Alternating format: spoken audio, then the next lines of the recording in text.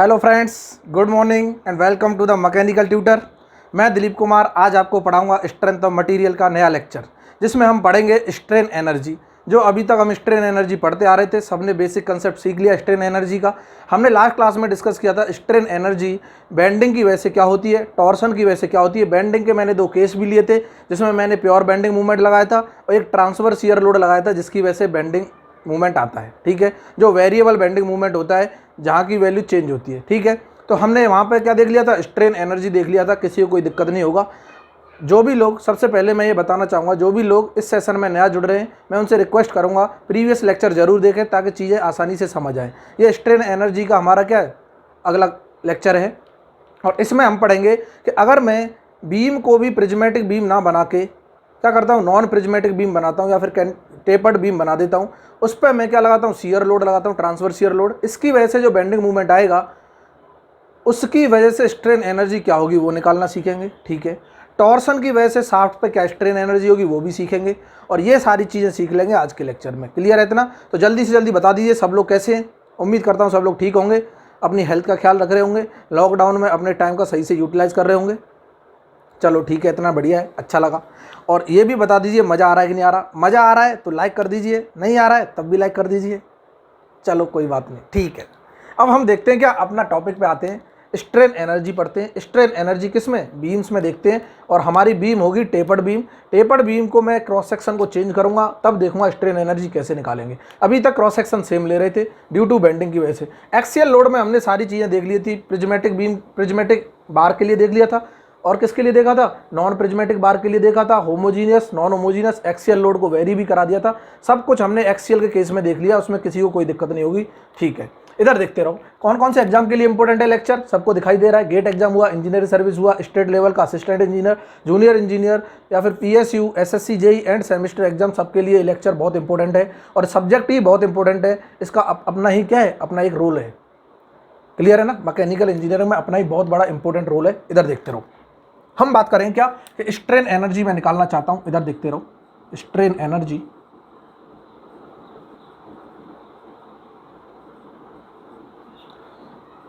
इन tapered beam, tapered beam, और beam कौन सी है, कैंटिलीवर ले रहे हैं। कौन सी बीम ले रहे हैं, कैंटिलीवर।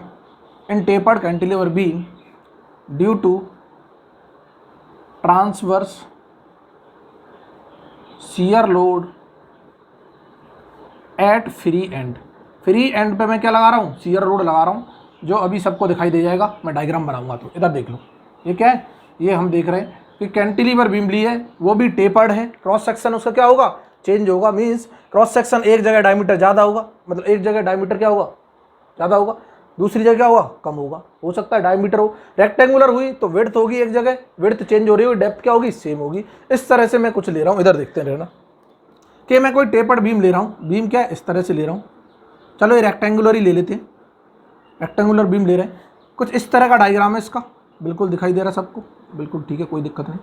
और मैंने बोल दिया ये जो वेरी हो रहा है, ये वेरी जो हो रहा है, ये क्या है, मैंने बोल दिया ये विड्थ इसकी वेरी हो रही है। जो अंदर वाली विड्थ है वो क्या है, वेरी हो रही है। बिल्कुल ठीक है कि हमको जो विड्थ दिखाई दे रही है वो क्या है, वेरी हो रही है। और डेप्थ इसकी मैंने बोल दिया कांस्टेंट है। डेप्थ क्या है, कांस्टेंट। तो डेप्थ अगर कांस्टेंट होगी तो ये बीम इस तरह से दिखाई देगी, बिल्कुल देगी। डेप्थ अगर कांस्टेंट है तो ये बीम इस तरह से दिखाई देगी, बिल्कुल सही है। ठीक है, ये इसकी डेप्थ है, हमने बोल दिया डी। डी क्या है, इसकी डेप्थ, बहुत सही। इधर देखो, और ये क्या है, विड्थ। और विड्थ सबको दिखाई दे रही है, वेरी कर रही है। एक पैरामीटर कांस्टेंट है, एक पैरामीटर वेरी कर रहा है। इस तरह की बीम को हम बोल देते हैं टेपर्ड बीम। ठीक है, इसका एक पैरामीटर क्या होगा, कांस्टेंट होगा, दूसरा पैरामीटर वेरी कर रहा होगा। कल को हम ये भी बोल सकते हैं डेप्थ को मैंने वेरी करा दिया, विड्थ को क्या मान लिया, कांस्टेंट मान लिया, कोई दिक्कत नहीं है। दोनों से हम कर लेंगे केस। एक समझ आ गया, दूसरा अपने आप ऑटोमेटिकली समझ आ जाएगा, किसी कोई दिक्कत नहीं। ठीक है, बोला सर इस पर हमने क्या लगा दिया है, शियर लोड लगा दिया है। किस किस पे, फ्री एंड पे। और ये लगा है हमारा शियर लोड। मैंने बोल दिया ये शियर लोड की वैल्यू क्या है, पी है, मान लो। ये भी क्या है, शियर लोड है, बिल्कुल सही, कोई दिक्कत नहीं। ये एक ही बीम है, दोनों क्या है, एक ही बीम है, जिसका रिप्रेजेंटेशन मुझे अलग अलग दिखाना पड़ा है। क्यों, क्योंकि इसका वेरी कर रहा है विड्थ, डेप्थ क्या है, कांस्टेंट है, बिल्कुल सही। हम जानते हैं इसकी वजह से कुछ ना कुछ क्या आएगा, मूवमेंट आएगा, बिल्कुल आएगा, कोई दिक्कत नहीं। जो मूवमेंट आएगा, मूवमेंट क्या होता है, मूवमेंट हम निकालने के लिए क्या करेंगे, सबसे पहले क्रॉस सेक्शन मानेंगे।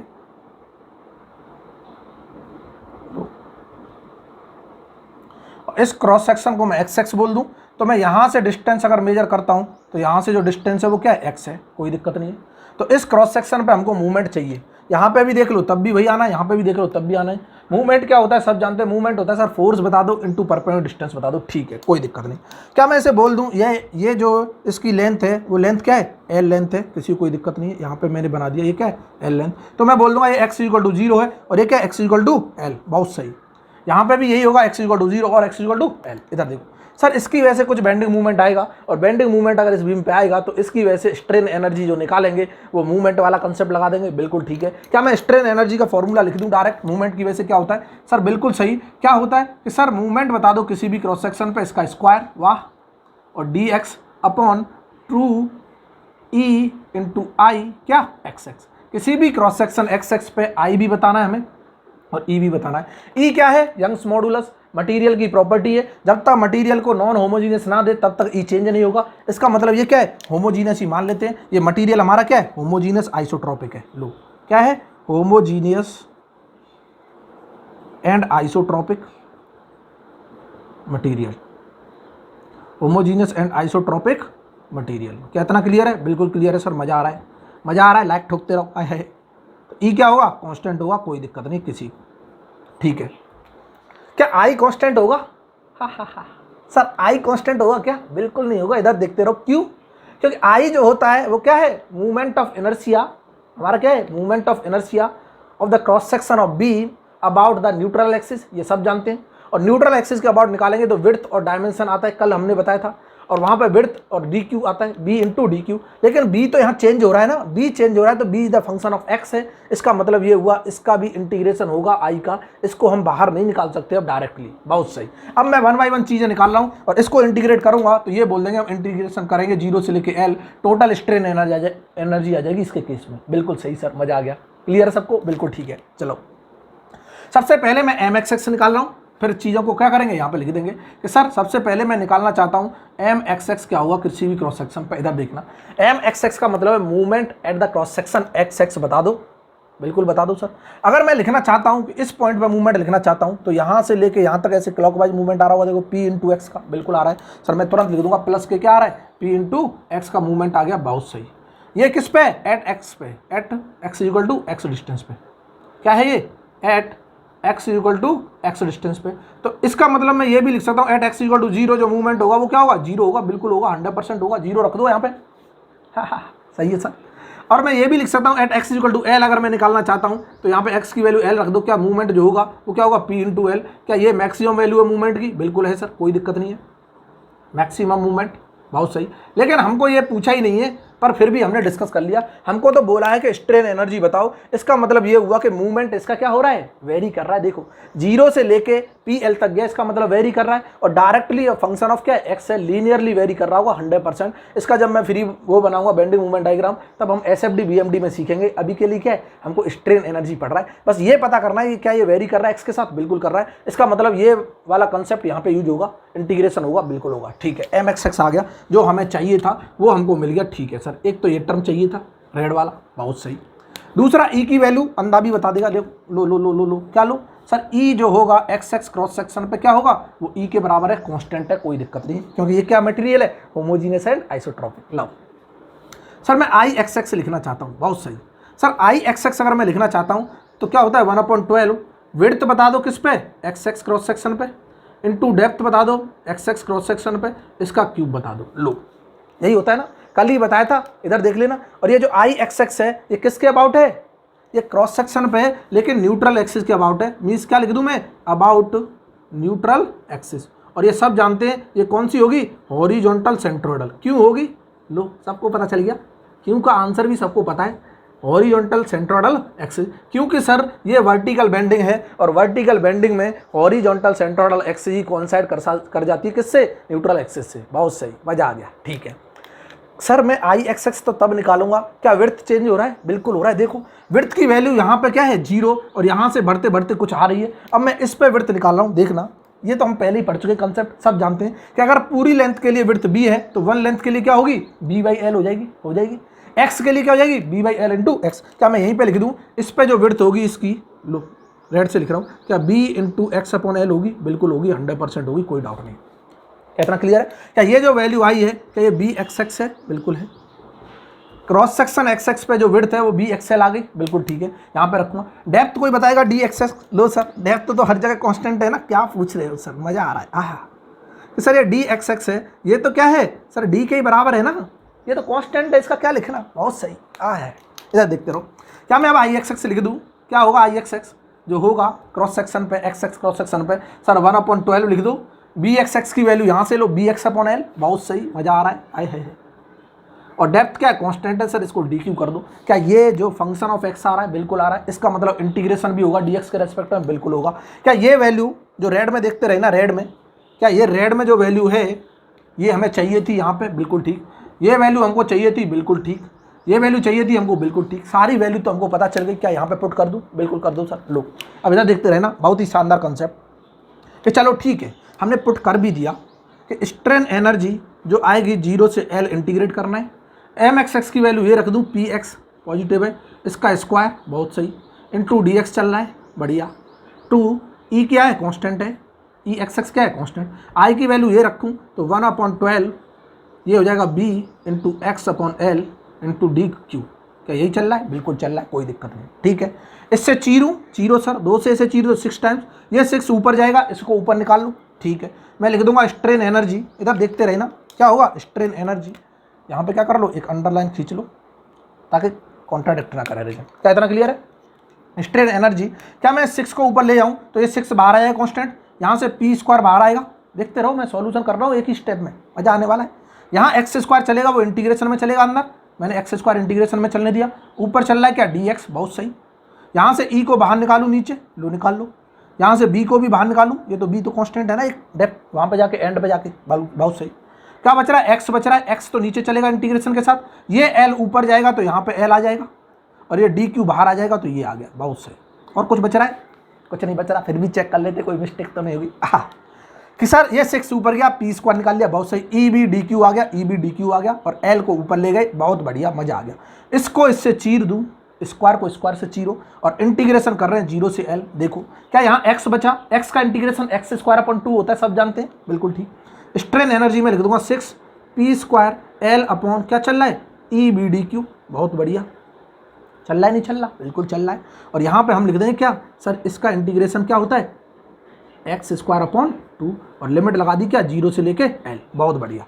क्या इसको मिटा दूँ? ये सब यूज हो गया, अब इसका काम नहीं है, बहुत सही सर, मिटा दो, कोई दिक्कत नहीं। लो मिटा रहे हैं, इसको मिटा रहे हैं तो हमको क्या मिलेगा अब देखते हैं। लो बहुत मज़ा आने वाला है। बाकी की एक बार कैलकुलेशन चेक करते रहना, कोई मिस्टेक हो तो बता देना। बाकी कंसेप्ट सीखना है हमको, हो सकता है एक आध चीज़ें इधर उधर क्या लिख जाती हैं, कभी कभी बोल देते कुछ और है, लिख कुछ और जाता है, तो उससे टेंशन नहीं लेना है। जो भी लोग समझ रहे हैं चीज़ों को, उनको आसानी से समझ आ जाएगा चल क्या रहा है। क्या इतना क्लियर है? बिल्कुल क्लियर है। सर क्या मैं इसको लिख सकता हूँ यहाँ एल स्क्वायर आएगा? बिल्कुल आएगा। तो मैं लिख दूँ 6 P square L square into L, L cube हो गया, कोई दिक्कत नहीं, डिवाइडेड बाई क्या 2 चल रहा है नीचे, तो मैं 2 ई बी डी क्यू लिख दूँ। क्या ये स्ट्रेन एनर्जी के बराबर आ रहा है, यू के बराबर? बिल्कुल ठीक है। क्या 2 से 2 को चीर दो, लो चीर दिया सर 3 टाइम्स। और क्या मैं लिख सकता हूँ कि जो स्ट्रेन एनर्जी होगी वो क्या होगी? 3 P square L Q upon E B D Q. मज़ा आ गया, आया है।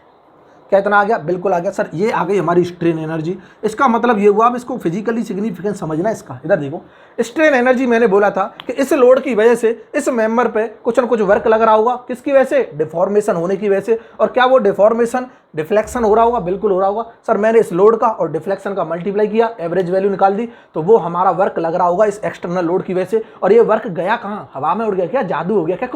कुछ जादू नहीं हुआ। क्या हुआ कि सर ये वर्क तो इसने स्टोर कर लिया ना, और जो वर्क इसने स्टोर किया उसी को तो हमने बोला था स्ट्रेन एनर्जी। आए है, मजा आ गया। तो ये रही इतनी स्ट्रेन एनर्जी इसने स्टोर की होगी, बिल्कुल ठीक। अब मेरी तो इच्छा ये है सर, हमने एक कंसेप्ट पढ़ा था कैस्टिग्लियानो थ्योरम, बहुत सही, कि अगर जिस पॉइंट पे लोड लगा है पॉइंट लोड, उस पॉइंट पे अगर मैं डिफ्लेक्शन निकालना चाहता हूं तो कैस्टिग्लियानो से निकाल सकता हूं। कि होगा क्या सर, स्ट्रेन एनर्जी निकालो और उसको क्या कर दो? डिफरेंशिएट कर दो with respect to load at that point, हमको डिफ्लेक्शन दे देगा एट दैट पॉइंट पे। वाह, मजा आ गया। तो मैं डिफ्लेक्शन निकालना चाहता हूं, लो क्या निकालना चाहता हूं? Deflection at point. क्या पॉइंट हमने मेंशन किया? नहीं किया, तो कर लेते, लोग कर लेते। क्या कर ले सर इस पॉइंट को मैं बी बोल दूं, बहुत सही। इस पॉइंट को क्या बोल दूं, यहाँ पे फिक्स पॉइंट को ए बोल दो, तो मैं डिफ्लेक्शन एट पॉइंट बी लिख सकता हूँ, बहुत बढ़िया। तो डिफ्लेक्शन एट पॉइंट बी इससे इंडिकेट करते हैं क्या ये स्ट्रेन एनर्जी का डिफरेंशिएशन पी के रेस्पेक्ट में होगा, वही आएगा, बिल्कुल आएगा। क्या करूँ इसका डिफरेंशिएशन, 3 2 जा 6 P L Q upon E B D Q, और ये आ गया इसका डिफ्लेक्शन। कोई को किसी को कोई डाउट नहीं होगा, बहुत मजा आ गया होगा। कल को पूछ ले, देखो क्वेश्चन देखो, बहुत शानदार शानदार क्वेश्चन बनते हैं लोग, क्या कल को पूछेगा ये क्वेश्चन, ऐसा गेट में पूछा गया एक बार, देखना झांक के, क्लियर है ना, इसीलिए करा रहे हैं, हमारा कोई शौक नहीं लगा कराने का। आहा हा, इधर देखो कि सर अभी तो इसने विड्थ वेरी कराई है, ठीक है कोई बात नहीं, कल को डेप्थ वेरी करा दी, बिल्कुल करा देगा, कोई प्रॉब्लम नहीं होगी। विड्थ को कांस्टेंट रखे, डेप्थ को क्या करा देगा, वेरी करा देगा। इसका मतलब जब मैंने यहाँ मूवमेंट ऑफ इनर्शिया लिया था, इधर देखना आई एक्स एक्स, तो यहाँ पे विड्थ कांस्टेंट हो जाएगी, डी का फॉर्मूला जो आएगा वो क्या आएगा, डी एक्स अपॉन एल का क्यूब। लो डी एक्स अपॉन एल का क्यूब, यहाँ से एक्स क्यूब निकलेगा, यहाँ से एक्स स्क्वायर आया है, फिर उसका इंटीग्रेशन होगा, जो भी रिजल्ट आएगा हम सॉल्यूशन कर लेंगे, इंटीग्रेशन कर लेंगे। जिसको इंटीग्रेशन नहीं आता टेंशन लेनी नहीं, क्योंकि कैलकुलस की क्लास चल चुकी है, कैलकुलस की क्लास चल रही है, प्लेलिस्ट में जाके कैलकुलस के लेक्चर क्या करो, देखते रहो, मज़ा आता रहेगा। ठीक है चलो बढ़िया है, बहुत बढ़िया। चलो एक और केस लेते हैं, मज़ा आने वाला है। क्या इतना क्लियर सबको, बिल्कुल क्लियर है, किसी को कोई दिक्कत तो नहीं है। अगर किसी को कोई भी दिक्कत है, डाउट कमेंट सेक्शन में क्या करो, कमेंट करो और वहाँ से डाउट पूछो, कोई प्रॉब्लम नहीं आने वाली। इतना क्लियर है सबको, बढ़िया है सब। इधर देखते हो, इसको मिटा दूं, बिल्कुल मिटा दूं सर, कोई प्रॉब्लम नहीं है। अब मैं एक केस ले लूं, एक केस ले रहा हूं टॉर्क का, टॉर्क लगाएंगे शाफ्ट में, उससे देखेंगे स्ट्रेन एनर्जी क्या आ रही है, और टेंशन किसी को लेनी नहीं है, मजा आने वाला है पूरी तरह। आए हाय, इधर देखते रहो, बहुत शानदार कंसेप्ट बता रहा हूँ, इनको क्या करो दिमाग में फिट कर लो, नोट्स बनाओ, बढ़िया रिवाइज करते रहो, क्वेश्चन लगाते रहो। किसी को अगर कोई क्वेश्चन में डाउट होता है हमसे पूछो डायरेक्टली, कोई प्रॉब्लम नहीं है, हम बताएंगे, लेट सेट बताएं लेकिन बताएंगे जरूर, कोई दिक्कत नहीं। इधर देखना क्लियर है ना, क्योंकि बहुत सारी चीज़ें करनी पड़ती हैं, हो सकता है किसी का जो कमेंट आता है उसको रिप्लाई करने में थोड़ा समय लग जाता होगा, उसके लिए क्या है बहुत बहुत सॉरी, क्योंकि बहुत सारी चीज़ें करनी पड़ती हैं, लेक्चर भी रिकॉर्ड करने पड़ते हैं, उनको कंपाइल भी करना पड़ता है, चीज़ों को अपलोड करना पड़ता है, टाइम लगता है इनमें। नोट्स भी प्रिपेयर कर रहा हूँ तुम्हारे लिए, कोई दिक्कत नहीं है, मेरे हैंड रिटन नोट्स मिलेंगे, लेकिन अभी नहीं, इसीलिए मैं उम्मीद करता हूँ कि सब लोग अपना नोट्स खुद बना रहे होंगे, जो सीरियसली पढ़ाई कर रहे हैं। जो नहीं करना चाहते हैं उनके लिए कोई भी कुछ नहीं कर सकता है, कोई दिक्कत नहीं। चलो किसी के बारे में नो कमेंट्स, जैसा जिसको अच्छा लगता है ऐसा करें। आए है, इधर देखो कि सर ठीक है हमने पढ़ लिया, बेंडिंग की वैसे पढ़ लिया, कल को कोई सी बीम दे दे, cantilever beam, simply supported beam, सारे केसेस में हम स्ट्रेन एनर्जी निकाल लेंगे। सिंपली सपोर्टेड बीम का एग्जांपल मैंने अभी इसलिए नहीं लिया क्योंकि वहाँ पे कैलकुलेशन ऑफ रिएक्शन आती है, कैलकुलेशन ऑफ रिएक्शन सिखाऊंगा मैं जब क्या पढ़ाऊंगा, एसएफडी बीएमडी पढ़ाऊंगा तब सिखाऊंगा, वहीं पे मैं एक केस डिस्कस कर दूंगा स्ट्रेन एनर्जी निकालने का, कोई दिक्कत लेने की टेंशन नहीं है। जिस दिन सॉन्ग खत्म होगा उस दिन बोलना सर ये टॉपिक रह गया, ये टॉपिक नहीं रहा। Each and every topic cover करेंगे जो भी एग्जाम पॉइंट ऑफ व्यू के लिए इंपॉर्टेंट होगा, पूरा नहीं, exam point of view. Exam point of view को फोकस रखना बहुत जरूरी है कि जो एग्जाम में पूछी जाती हैं चीज़ें उन्हीं को फोकस करना, बाकी सॉन्ग पढ़ते रहो, जिंदगी में खत्म नहीं हो रही। आए है कोई बात नहीं, लो हम खत्म कराएंगे एग्जाम पॉइंट ऑफ व्यू के हिसाब से, किसी को कोई प्रॉब्लम नहीं आएगी। 90% 80% आप खुद ही सॉल्व करोगे क्वेश्चन, और सामने से बोल नहीं दोगे जिस दिन कि हाँ चलो सर अब मज़ा आ रहा है, अब क्वेश्चन हो रहे हैं, उसी दिन हमको भी अच्छा लगेगा कि हाँ चलो बढ़िया है, अब मज़ा आया। इधर देखो, अब मैं बात कर रहा हूँ किसकी, कि स्ट्रेन एनर्जी किसकी बात कर रहा हूँ, in a shaft, solid shaft ले लेते लो, in a solid shaft due to torque applied, due to torque applied at the free end, कहीं ले लो एट फ्री एंड, लो मजा आ गया। बोला सर मजा बहुत आ रहा है, लेते रहो फिर, पैसे थोड़ी लग रहे हैं। इधर देखो ठीक है, फ्री एंड पे क्या लगा दिया हमने, टॉर्क लगा दिया किसी भी शाफ्ट पे, और देख रहे हैं क्या स्ट्रेन एनर्जी डेवलप होगी। इधर देखना कि सर मैं शाफ्ट तो बना लूँ, लो बनाओ बनाओ बनाओ बनाओ, वाह वाह वाह, ये रहा हमारा शाफ्ट, ये हमारा शाफ्ट ऐसे होता है गोल गोल सा, सब जानते हैं सर्कुलर शाफ्ट है, क्लियर है ना, सॉलिड है, और ये हमने शाफ्ट बनाया। क्या मैं इसको फ्री छोड़ दूंगा तो कभी स्ट्रेन एनर्जी आएगी, नहीं आएगी, ये घूम जाएगा, और घूम गया तो ये रोटेट कर जाएगा, और रोटेट कर गया तो स्टैटिक में नहीं रहेगा, इसलिए इसको हमको फिक्स करना पड़ेगा। स्ट्रेन एनर्जी डेवलप करना है तो बहुत सही, क्योंकि डिफॉर्मेशन इसमें लाने, डिफॉर्मेशन क्या होंगे, एंगल ऑफ ट्विस्ट आएगा इसमें। एंगल ऑफ ट्विस्ट क्या है, अगर मैं इसे टॉर्क लगाऊंगा तो ये ट्विस्ट करेगा, और इसमें जो डिफॉर्मेशन आएगा उस डिफॉर्मेशन की वजह से कुछ ना कुछ डिफॉर्मेशन हो रहा होगा, उसकी वजह से एक्सटर्नल टॉर्क की वजह से एक वर्क प्रोड्यूस हो रहा होगा, वो वर्क कहाँ हो गया, इसमें स्टोर हो गया, उसे ही बोल रहे हैं स्ट्रेन एनर्जी। बहुत सही। लो सर मैंने क्या किया, इसको फिक्स कर दिया टॉर्क, टार्क, इसको क्या है, शाफ्ट को फिक्स कर दिया, और ये शाफ्ट क्या है, सॉलिड शाफ्ट है, मैंने इस तरह से इसे सॉलिड रिप्रेजेंट कर दिया। बहुत सही, कोई दिक्कत नहीं। सर मेरी इच्छा ये है कि मैं इस पर टॉर्क लगाना चाहता हूँ, सबको दिखाई दे रहा है ये टॉर्क, बहुत बढ़िया। ये टॉर्क मैंने लगाया, तो ये टॉर्क कैसे लग रहा है, बहुत बढ़िया। इसको ट्विस्ट कर रहा होगा, बिल्कुल कर रहा होगा, यहाँ से फिक्स है। मैंने बोल दिया इसकी जो लेंथ है वो क्या है सर, एल लेंथ है। इस जो शाफ्ट की लेंथ है वो क्या है, एल लेंथ है, बहुत बढ़िया। इसका जो डायमीटर है अंदाज भी बता देगा, क्या है सर, डी डायमीटर है। लो मजा ले लो, ठीक है। इसकी कुछ प्रॉपर्टी होगी मटेरियल की, यहाँ पे जो प्रॉपर्टी यूज होती है उसे बोलते हैं शियर मॉडुलस। क्यों बोलते हैं अभी बताएंगे। कि यहाँ पे जो जी दे रखा है इसका शियर मॉडुलस, ये क्या है, कांस्टेंट है। और इसका जो कुछ होगा polar movement of inertia, movement of inertia, वो अभी डिस्कस करेंगे, कोई दिक्कत नहीं, क्लियर है ना। ये मटेरियल प्रॉपर्टी है जिसकी यूनिट होती है न्यूटन पर मीटर स्क्वायर, और इसको हम बोल सकते हैं मेगा पास्कल, कोई प्रॉब्लम नहीं। एमएम स्क्वायर है, मेगा पास्कल है, तो पास्कल हो जाएगा, मीटर स्क्वायर कर दोगे तो, क्लियर है ना। तो न्यूटन पर एमएम स्क्वायर क्या होता है, मेगा पास्कल। मोस्टली 100 में मेगा पास्कल में होता है सब कुछ, डायमेंशन एमएम में देती है, इसीलिए हमारी भी आदत हो जाती है एमएम में लेने की। 100 में जितनी भी डायमेंशन है उन्हें एमएम में रखो, क्योंकि हमारी कैलकुलेशन किस में चलती है, मेगा पास्कल में चलती है, किसी को कोई दिक्कत नहीं आनी चाहिए। बहुत बढ़िया, इधर देखो। बोला सर हम जानते हैं टॉर्क की वजह से जो स्ट्रेन एनर्जी निकालते हैं उसका कंसेप्ट लिख लेते हैं पहले। स्ट्रेन एनर्जी जो होती है, इंटीग्रेशन करो 0 से L, हमको टॉर्क बता दो किसी भी एक्स एक्स क्रॉस सेक्शन पे, उसका स्क्वायर करो इंटू dx करो divided by 2 of g into J x x. वाह, अब इधर देखना बहुत मजा आने वाला है। अब ये सारे टर्म्स हम 1 बाई 1 डिस्कस करेंगे। कि सर पहले मैं टी एक्स एक्स निकालना चाहता हूं, तभी तो स्ट्रेन एनर्जी निकालूंगा। टी एक्स एक्स का मतलब है यहाँ पे x इक्वल टू 0 मान रहा हूँ, तो यहाँ पे x इक्वल टू L हो जाएगी। बहुत सही, मैं इधर से मूव कर रहा हूँ, लो कर लो। इधर से जैसे ही मैं मूव किया, इस डिस्टेंस पे मैंने क्रॉस सेक्शन मान लिया। लो ये क्या है, ये हमने एक क्रॉस सेक्शन मान लिया, एक्स एक्स क्रॉस सेक्शन, यहाँ से किस डिस्टेंस पे, x डिस्टेंस पे। वाह, बोलो सर इस पे मुझे टॉर्क पता करना है। टॉर्क क्या होगा सर, जितना टॉर्क यहाँ लग रहा है उतना यहाँ टॉर्क फील हो रहा होगा, बिल्कुल हो रहा होगा, क्योंकि पूरे शाफ्ट में ये प्योर टॉर्क की वजह से हो रहा है सब कुछ।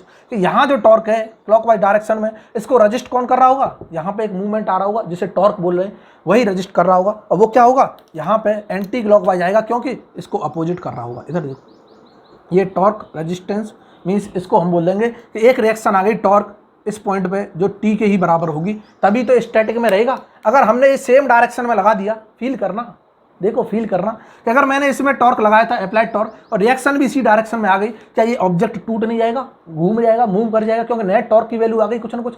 नेट टॉर्क इक्वल टू 0 होना चाहिए, means net movement equal to 0 होना चाहिए रोटेशन मोशन को रोकने के लिए। Summation of all the movement must be equal to 0 for satisfy the equilibrium condition. हाय हाय हाय, ठीक है, बहुत बढ़िया। इसका मतलब ये हुआ सर यहाँ पे भी टी फील हो रहा है, यहाँ पे भी टी, मतलब हर कहीं टी फील हो रहा होगा। बहुत सही। क्या मैं लिख दूँ सर, किसी क्रॉस सेक्शन पर मैं निकालना चाहता हूँ टी एक्स एक्स, तो वो क्या आ रहा है, टी के बराबर आ रहा है, ठीक है। उसके बाद चाहिए सर हमको जी। जी तो क्या है, सेम है हर जगह, क्योंकि प्रॉपर ये क्या है, मटीरियल होमोजीनियस है, तो मैं जी एक्स एक्स भी लिख सकता हूँ। ये क्या है, जी, बहुत बढ़िया। सर जे एक्स एक्स आए है, ये जो जे एक्स एक्स है ये मैं बोल दूंगा ये क्या है, पोलर मूवमेंट ऑफ इनर्शिया। इसको डिस्कस करूँगा क्योंकि ये पहले हमने डिस्कस नहीं किया। Polar movement of inertia at x x cross section, इसका मतलब ये है, ये क्रॉस सेक्शन है, ये x x cross section, clear है ना।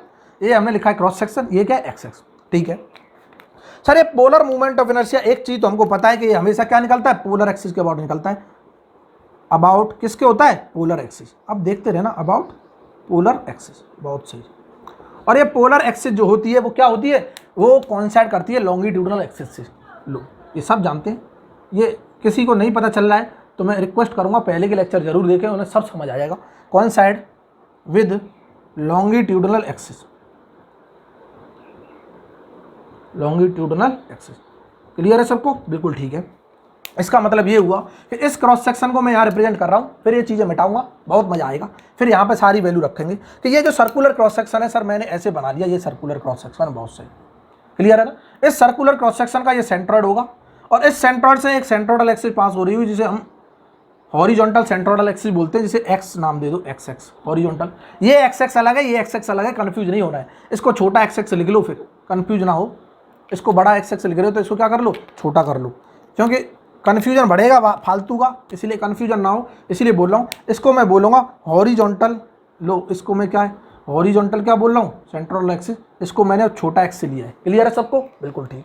और यहाँ पे एक वर्टिकल सेंट्रोइडल एक्सिस होगी, जिसे मैं बोल रहा हूँ क्या, वर्टिकल सेंट्रोइडल एक्सिस छोटा वाई से, ठीक है, एक एक्सिस जा रही होगी इनके परपेंडिकुलर, बिल्कुल जा रही होगी, इनके परपेंडिकुलर जो जा रही होगी उसी को बोलते हैं क्या, पोलर एक्सिस। जो इसके परपेंडिकुलर जा रही है, ये देखना ऐसे जा रही होगी अंदर की साइड बोर्ड के अंदर, और यहाँ पे जो होगी ये होती है जेड एक्सिस, जेड एक्सिस, और यही क्या है, पोलर एक्सिस कहलाती है। छोटा तो नहीं हो रहा, बहुत बहुत छोटा हो रहा होगा, बहुत सही, जेड एक्सिस, और ये क्या है, पोलर एक्सिस। मतलब हमको इस एक्सिस के अबाउट मूवमेंट ऑफ इनर्शिया निकालना है, पोलर एक्सिस। तो सबसे पहले तो मैं इन एक्स के और वाई के अबाउट बताना चाहूँगा। एक्स और वाई के अबाउट सब जानते हैं। जो मूवमेंट ऑफ इनर्शिया होता है एक्स के अबाउट क्या होता है सर, π/64 डायमीटर की पावर 4, π/64 क्या होगा, डायमीटर की पावर 4 होगा। बहुत सही, ये सब चीज़ें यूज आएंगी इसलिए बता रहे हैं, क्लियर है। वाई के भी क्या होगा, सेम है, सिमेट्रिक है, तो कोई चेंज नहीं हो सकता। आई वाई भी क्या होता है, यहीं पे लिख लो, चाहे आई वाई भी बराबर होता है इसी के, तो हम तुरंत बोल देंगे π/64 डी की पावर, बिल्कुल सही। जेड एक्सिस के अबाउट कैसे निकालेंगे, अब यहाँ पे एक थ्योरम लगती है परपेंडिकुलर एक्सिस थ्योरम। वो क्या कहती है, जेड एक्सिस के अबाउट जो भी मूवमेंट ऑफ इनर्शिया होगा इन दोनों के समेशन के बराबर होगा। लो, तो according to perpendicular axis theorem हम जानते हैं आई जेड जो होता है वो होता है आई एक्स, स्मॉल एक्स चल रहा है ना, आई एक्स प्लस आई वाई। बहुत सही, दोनों को मैंने जेड ऐड किया तो क्या मैं लिख सकता हूँ, ट्वाइस ऑफ π/64 डी की पावर 4 हो जाएगा, क्योंकि दोनों सेम है तो 2 टाइम्स हो जाएगा। इससे से चीर दूं तो क्या 32 आ गया, बिल्कुल आ गया। क्या मैं लिख दूं, आई जेड जो होगा वो क्या आ जाएगा, यही पोलर मूवमेंट ऑफ इनर्शिया है, और इसी को हम बोलते हैं जे बोल दो चाहे कुछ भी बोल दो, इसी को बोल दूंगा मैं जे। ये क्या है, पोलर मूवमेंट ऑफ इनर्शिया। इसकी वैल्यू क्या आती है, π/32 डी की पावर 4। बहुत सही, क्या इतना क्लियर सबको। ये आया हमारा क्या, पोलर मूवमेंट ऑफ इनर्शिया। इसको मैं POI लिख रहा हूँ शॉर्ट में। क्या है ये, polar movement of inertia, polar movement of inertia. क्या इतना क्लियर है, बिल्कुल क्लियर है। यहां तक किसी को कोई दिक्कत नहीं होगी। हमारा यहां पे टर्म यूज हुआ था पोलर मूवमेंट ऑफ इनर्शिया इस क्रॉस सेक्शन पे, इस क्रॉस सेक्शन पे भी मैं क्रॉस सेक्शन काटूंगा, ऐसा दिखाई दे रहा होगा, तो यही होगा पोलर मूवमेंट ऑफ इनर्शिया, क्योंकि इसका डायमीटर चेंज नहीं हो रहा। डायमीटर क्या है, बिल्कुल सेम है, कोई दिक्कत नहीं। क्या इतना क्लियर है, बिल्कुल ठीक है। क्या यहां तक क्लियर है सबको, बहुत सही सर, मजा आ गया। इधर देखते रहो कि चलो ठीक है, ये तो हमें पता चल गया। ये जो आएगा हमारा पता क्या है, ये आ गया हमारा π/32 डी की पावर 4। बिल्कुल क्लियर है सबको, कोई दिक्कत नहीं है। यहाँ तक हो गया सबका, बिल्कुल ठीक। क्या इसको मिटा दूँ अब, खाली हमको इसका काम था π/32 डी की पावर 4 का, और ये हमने जान लिया polar movement of inertia. Longitudinal axis पे क्या करता है, कॉन्साइड करता है, जो पोलर एक्सिस होती है उसके अबाउट जब निकालते हैं तो ये रिजल्ट आता है। ठीक है, अब मैं यहाँ पे इसको मिटा रहा हूँ। लो, ये सब ने लिख लिया होगा, और इसको क्या करेंगे, मिटाएंगे। अब देखेंगे क्या आ रहा है कंसेप्ट। इधर देखो, इसको भी मिटा देता हूँ। पोलर मूवमेंट ऑफ इनर्शिया सबको पता चल गया, ये होगा जेड क्रॉस सेक्शन पे। क्या मैं यहाँ पे वैल्यू लिख दूँ, क्या वैल्यू होगी सर, वैल्यू तो बहुत शानदार होगी। वैल्यू क्या होगी, बहुत शानदार होगी। एक चीज़ पता चल गई, ये क्या है, कांस्टेंट है, कहीं चेंज नहीं हो रहा, एक्स के साथ कोई चेंज नहीं है, तो मैं तुरंत बोल दूंगा जे कांस्टेंट होगा, जो कि वैल्यू क्या होगी, π/4 डी की पावर 4 होगी। बहुत बढ़िया, ठीक है। π/4 थोड़ी 32, क्या है, π/32। क्या इतना क्लियर है, बहुत सही। इधर देखते रहो। अब ये सारी वैल्यू हमें पता चल गई, यहाँ पे रख दो सर। Tx की जगह मैं रखूंगा स्ट्रेन एनर्जी। इधर देखना, इंटीग्रेशन कर रहे हैं 0 से L। Tx की जगह T रखा तो T का स्क्वायर हो गया, कांस्टेंट है ना, इंटू dx चल रहा है, अपॉन 2 Gxx भी कांस्टेंट है G, और Jxx भी कांस्टेंट है J के बराबर। और क्या मैं लिख सकता हूँ, ये आ गया, और इन सब कांस्टेंट को बाहर निकाल लो। क्या मैं निकाल लूँगा, 2t² अपॉन 2Gj। इधर देखते रहना, 2Gj, और यहाँ इंटीग्रेशन किया, x आ गया, इंटीग्रेशन 0 से L लिमिट लगाई, तो क्या स्ट्रेन एनर्जी जो होगी वो क्या आ रही है, T² L अपॉन 2Gj। बहुत सही, बहुत बढ़िया। अब ये जो फॉर्मूला आया है ये क्या है, स्ट्रेन एनर्जी है जो एब्जॉर्ब हुई है। हम तुरंत बोल देंगे ये क्या है, strain energy, strain energy in a shaft, in a, अब देखना, इधर देखना, दोनों के केस में हो सकता है ये formula, in a solid and hollow shaft, and hollow shaft due to pure twisting movement, pure twisting movement, but only J क्या है, polar movement of inertia, only J value will change for solid and hollow shaft, hollow shaft. क्या इतना clear है? बहुत सही।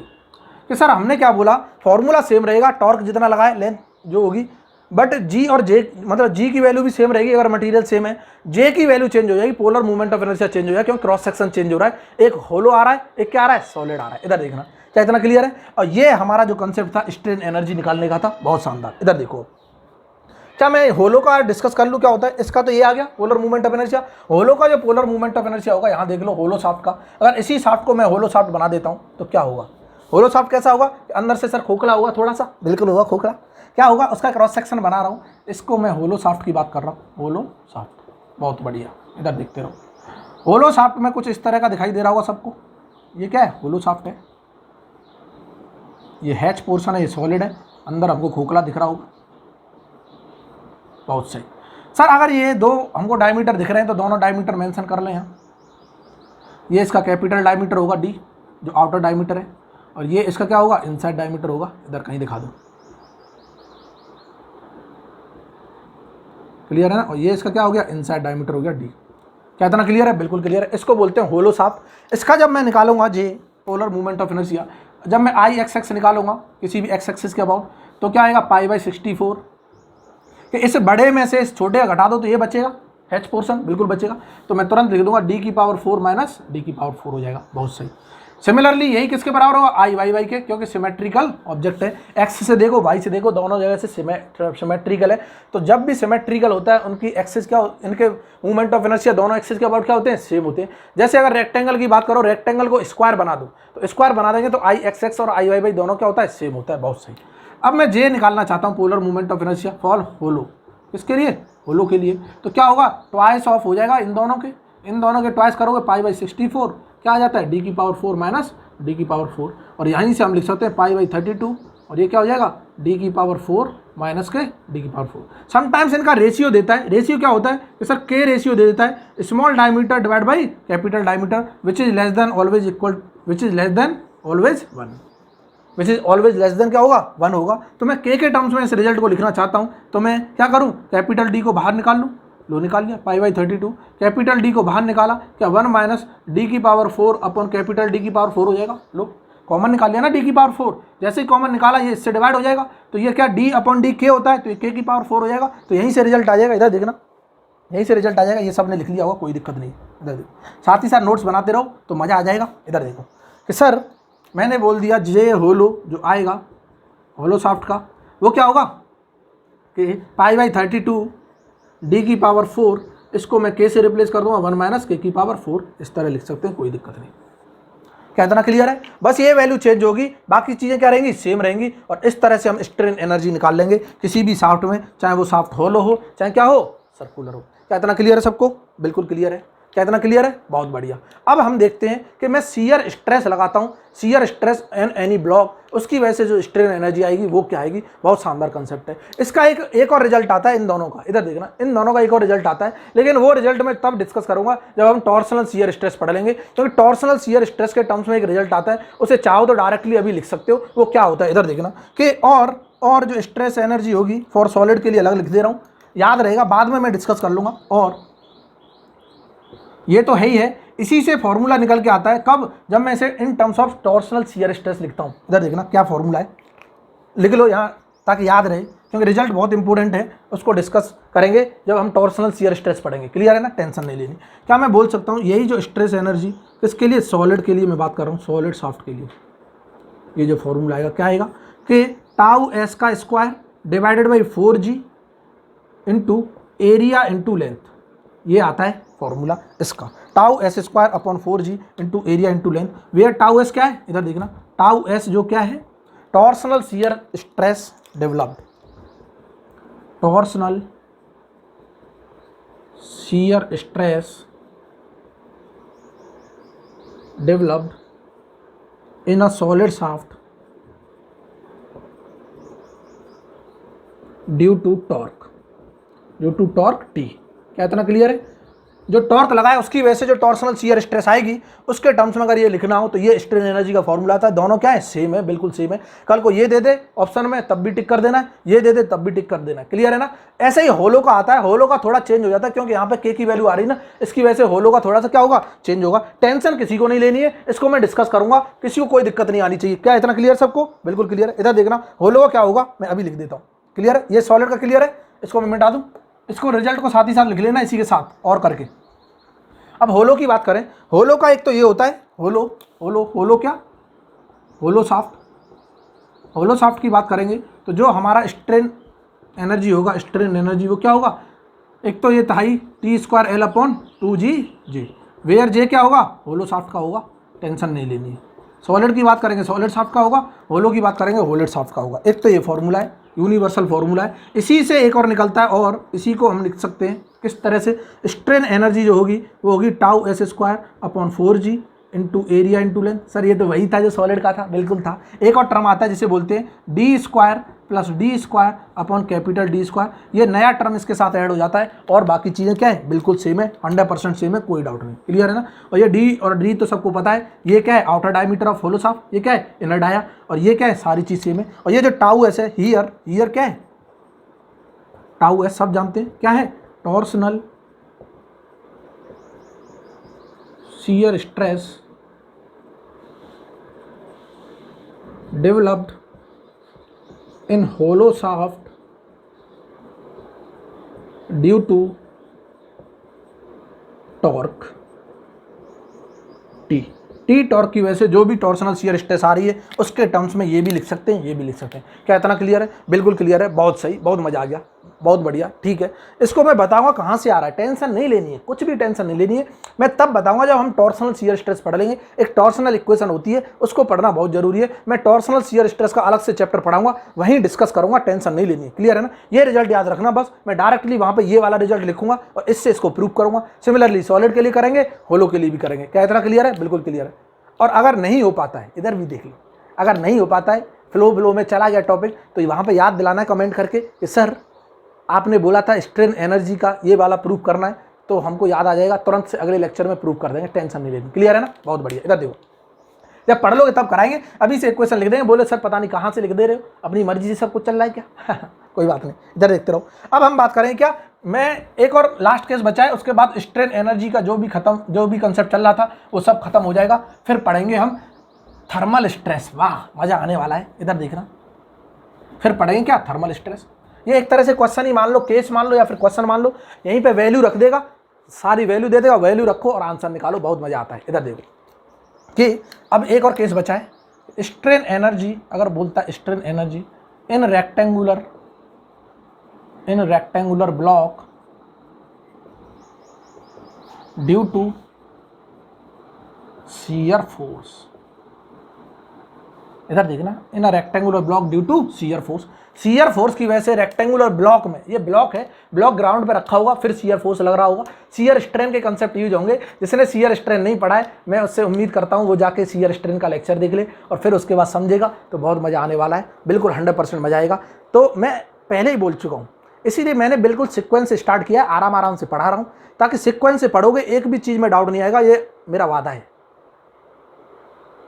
बोला sir बहुत वादे दे रहे, कोई बात नहीं, इधर देखते रहो कि अगर आप पढ़ते हो, सीक्वेंस से पढ़ते हो, 100% डाउट क्लियर होंगे, इसमें कोई दोहराए नहीं है, बिल्कुल दोहराए नहीं है। इसीलिए क्या करो, सीक्वेंस से देखना स्टार्ट करो। जो भी लोग अगर स्ट्रेंथ ऑफ मटेरियल को थोड़ा सा टफ समझते हैं, उनके लिए इतना आसान कर दूंगा, स्ट्रेंथ ऑफ मटेरियल, हर चीज़ का कंसेप्ट आपको समझ आएगा, किसी भी चीज़ को याद करने की जरूरत नहीं पड़ेगी, हर चीज़ को आप विजुअलाइज कर सकते हो कंसेप्ट के थ्रू। क्लियर है ना। इधर देखते रहो कि सर ठीक है, आपने बोला, हमने मान लिया, लो हम तो मानते ही आ रहे हैं सदियों से।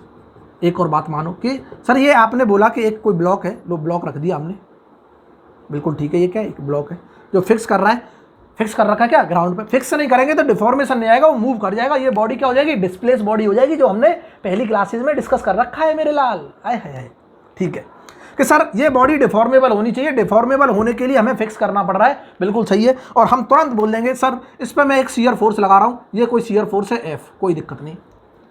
जैसे ये शियर फोर्स लगाता हूँ, सब जानते हैं जो डिफॉर्मेशन होता है वो इस तरफ होता है, हमने पढ़ा था कंसेप्ट, शियर स्ट्रेन में पढ़ा होगा, सबको याद होगा, बहुत सही।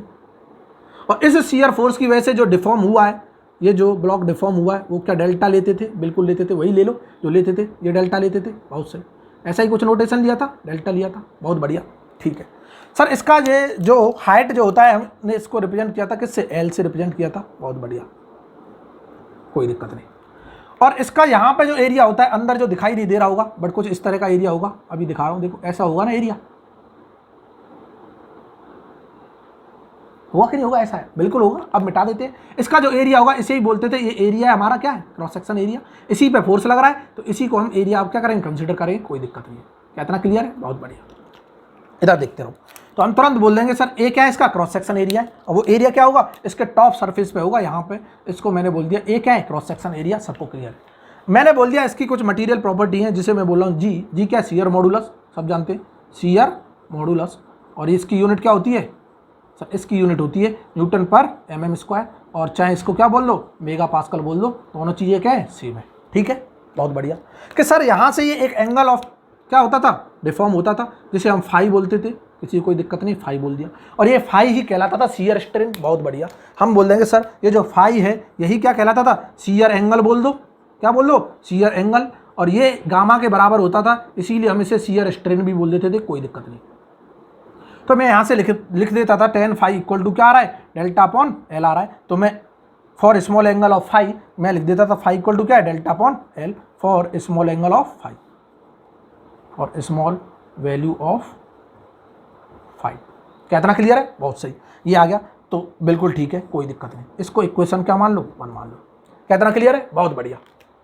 कि सर ये पता नहीं क्यों बता रहे हो, तो पहले ही पढ़ रखा है, बिल्कुल पढ़ रखा है, तब भी हमने क्या कर लिया, डिस्कस कर लिया। जिसको नहीं पता कहाँ से आ रहा है, एक बार शियर स्ट्रेन वाला कंसेप्ट जाके देखे, उसे शियर स्ट्रेन भी समझ आएगा, सब कुछ समझ आ जाएगा, कोई दिक्कत नहीं। सर हमको तो चाहिए स्ट्रेन एनर्जी, लो हमको तो चाहिए क्या, स्ट्रेन एनर्जी, और हम स्ट्रेन एनर्जी जानते हैं। सर ऐसे केसेज में तो आपने कोई फॉर्मूला बताया ही नहीं, अब क्या करें हम, अब तो हाथ खड़े हो गए। सर टॉर्क के केस में तो आपने बता दिया T(x) लो, उसका स्क्वायर कर दो और इंटीग्रेट कर दो, मूवमेंट के केस में भी बता दिया, एक्सेल लोड के केस में भी बता दिया, लेकिन ऐसे लोड में हम क्या करेंगे, ऐसे लोड में क्या करें, तो ऐसे लोड में जाते हैं बेसिक से, क्योंकि सारे फॉर्मूले बेसिक से निकले। बेसिक क्या होता है, इधर देखना कि सर स्ट्रेन एनर्जी किसकी वजह से आ रही थी, work done due to external load F की वजह से आ रही थी, बिल्कुल सही है, वर्क डन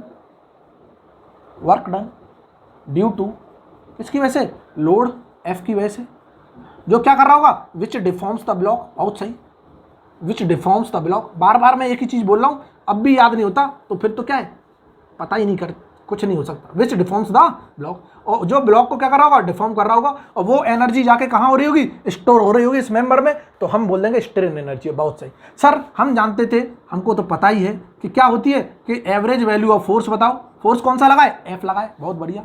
सर डेल्टा बता दो, उसी डायरेक्शन में क्या होना चाहिए, डिफॉर्मेशन होना चाहिए, डिस्प्लेसमेंट होना चाहिए, जिस डायरेक्शन में फोर्स लगाए तभी तो वर्क बोल सकते हैं। वर्क क्या होता है, फोर्स जिस डायरेक्शन में लगाओ और उसी डायरेक्शन का डिस्प्लेसमेंट क्या बताता है, वर्क बताता है। ठीक है सर, हमें ये एवरेज वैल्यू मिल गई फोर्स की, जो डेल्टा है वो क्या इस डेल्टा के बराबर नहीं है क्या, बहुत सही, हम तुरंत बोल रहे हैं सिंस यहाँ पे जो डेल्टा रोल प्ले कर रहा है वो किसके बराबर है, डेल्टा के बराबर है, बहुत बढ़िया।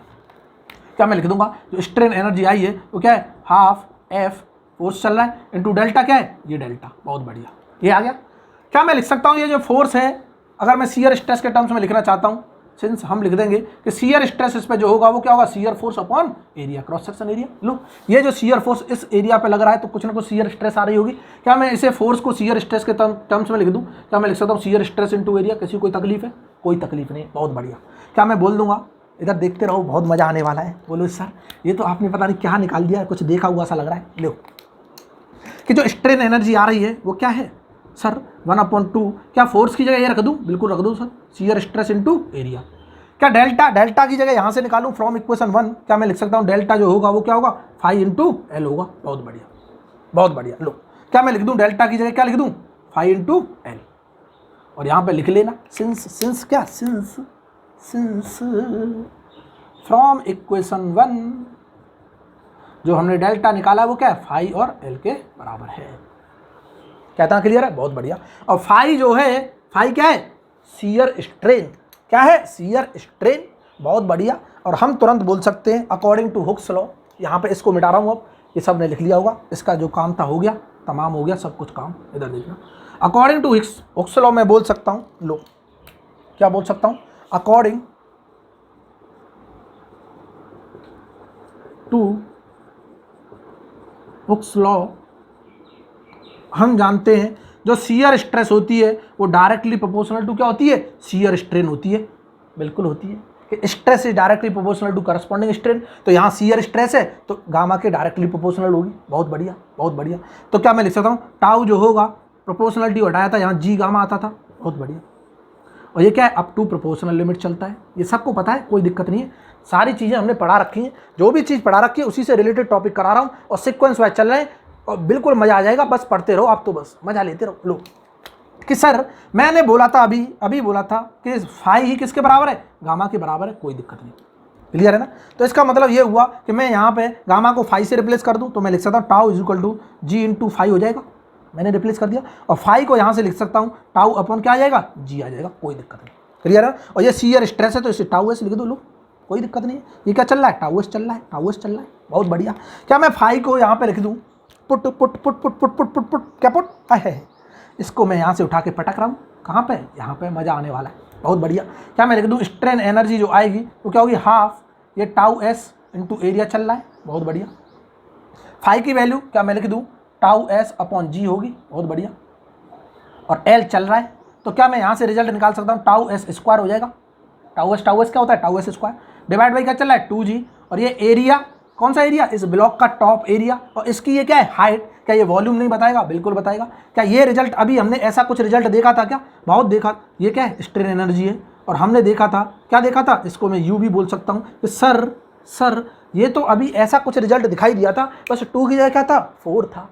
है 2 की जगह सर 4 था। और हमने देखा था जब सॉलिड शाफ्ट ले रहे हैं, सॉलिड शाफ्ट के केस में जब मैं टॉर्क अप्लाइड कर रहा हूँ, टॉर्क लगा रहा हूँ, तो इस लेंथ बता दो और ये क्या बता दो, 4g टाउ एस स्क्वायर। लेकिन मेरे लाल बहुत इंपॉर्टेंट टर्म, ये यहाँ जितने भी नोटेशन लिखे हैं इनके डिफरेंट रिजल्ट हैं। अगर मैं टाउ एस की बात करता हूँ तो यहाँ पे कौन सी स्ट्रेस है, शियर स्ट्रेस है, डायरेक्ट शियर स्ट्रेस, टॉर्सनल नहीं है। क्या है ये, डायरेक्ट शियर स्ट्रेस। तो यहाँ लिख लेना कि tau s, here tau s क्या है, टाउ एस है direct shear stress due to किसकी वजह से, due to shear force F. Shear force की वजह से आ रही होगी ना। बहुत बढ़िया। क्या इतना क्लियर है, बिल्कुल ठीक। कि ये तो सर डायरेक्ट शियर स्ट्रेस है, टॉर्सनल नहीं है। ये जी क्या है, बिल्कुल सही, मॉडुलस ऑफ रिजिडिटी बोल दो या फिर क्या बोल दो, या फिर हमको क्या पता, मॉडुलस ऑफ रिजिडिटी। क्लियर है। यहाँ पे शियर मॉडुलस, इधर देखो एरिया, सर ये एरिया टॉप एरिया है, वहाँ एरिया क्रॉस सेक्शन एरिया था सॉलिड का। और ये जो लेंथ है वहाँ पे लेंथ ऑफ द शाफ्ट थी, यहाँ पे क्या है, ये हाइट ऑफ द ब्लॉक है। तो इसीलिए हर पैरामीटर डिफरेंट है, बस देखने में एक जैसा लग रहा है रिजल्ट, ताकि आसानी से याद हो जाए। वहाँ पे 4g आएगा, यहाँ क्या आएगा, 2g आएगा। तो ये तो था हमारा स्ट्रेन एनर्जी का सारा कॉन्सेप्ट। हमने स्टार्टिंग से लेके एंड तक सारे कॉन्सेप्ट पढ़ लिए, ऑलमोस्ट 4-5 लेक्चर पढ़े स्ट्रेन एनर्जी के। बहुत मज़ा आ गया होगा। अब किसी को कोई दिक्कत नहीं आने वाली, कैसा भी लोड लगा दे उसकी वजह से हम स्ट्रेन एनर्जी निकाल लेंगे बहुत ही आसानी से। क्लियर है ना। तो उम्मीद करता हूँ ये लेक्चर सबको पसंद आया होगा, और वाकई में पसंद आया है तो गुरु लाइक तो ठोक दो, शेयर करो जितना ज़्यादा कर सकते हो। आपका चैनल है, आप इसको क्या करना है, आगे ले जाना है। और आप जितना आगे ले जाओगे उतना ही मैं क्या जी जान लगा दूंगा। देखते रहो बस। देख रहे हो कितना मज़ा आ रहा है। अब पहले के लेक्चरों से बहुत ज़्यादा इंप्रूवमेंट किया है। क्यों, क्योंकि पहले सेटअप वेटअप करने में बहुत टाइम लगा था। किसी वीडियो में ऑटो फोकस आ रहा था, कहीं कुछ आ रहा था, कहीं डार्कनेस आ रही थी। सारा अरेंजमेंट कर रहा हूँ, धीमे धीमे बल्ब सेट करते जा रहे हैं, एक्स्ट्रा बल्ब लगाते जा रहे हैं। कभी एक इधर लगा दिया, कभी उधर लगा दिया, कोई दिक्कत नहीं, टेंशन मत लो। ऐसे ही धीमे धीमे इंप्लीमेंटेशन होगा। बस आप तो पढ़ते रहो, नोट्स बनाते रहो, खुश रहो, हंसते रहो, मुस्कुराते रहो, देखते रहो मैकेनिकल ट्यूटर। सुबह 9 बजे और सुबह 10 बजे 2 लेक्चर आते हैं हमारे। एक आता है स्ट्रेंथ ऑफ मटेरियल, दूसरा इंजीनियरिंग मैथमेटिक्स। अब मैं कोशिश करूँगा कि 2 लेक्चर अपलोड स्टार्ट करना शुरू करूँ। एक सब्जेक्ट के 2 लेक्चर अलग अलग टाइम पे, 2 लेक्चर सुबह, 2 लेक्चर शाम को, और पढ़ते रहो सुबह शाम, मुस्कुराते रहो एज अ नाश्ता के तौर पे। है सर, ये तो बहुत बढ़िया बात है, बहुत अच्छी। ठीक है, तो जितने भी लोग नए जुड़े हैं एक बार चैनल को सब्सक्राइब कर लेना, ताकि आपका प्रॉफिट हो जाए। आपका प्रॉफिट ये होगा, नोटिफिकेशन मिलेगा, बेल आइकन को प्रेस करोगे, नोटिफिकेशन आ जाएगा, आप साथ ही साथ क्या पढ़ सकते हो। एक टाइम टेबल बना लो, शेड्यूल बना लो कि हाँ 9 बजे लेक्चर आता है, 9 बजे हमको पढ़ना है, बिल्कुल पढ़ना है, 100% पढ़ना है, नोट्स भी बनाने हैं। 10 बजे इंजीनियर मैथ्स का आता है, वो भी पढ़ना है। उसके बाद जैसे ही नोट्स बन जाए, जो भी टॉपिक हमने पढ़ा है, जैसे लीनियर अलजेब्रा खत्म होने वाला है, उसके क्वेश्चन लगाओ, बढ़िया शानदार प्रीवियस ईयर के क्वेश्चन लगाओ। अगर कोई डाउट आता है तो हमसे पूछो, कमेंट करके पूछ सकते हो। क्लियर है ना। तो आज के लिए क्या है, बहुत है, लेक्चर थोड़ा सा लेंदी हो गया, फिर भी कोई दिक्कत नहीं है, आराम से पढ़ते रहो, टेंशन नहीं है। क्लियर है, ठीक है, thank you, tata, bye bye.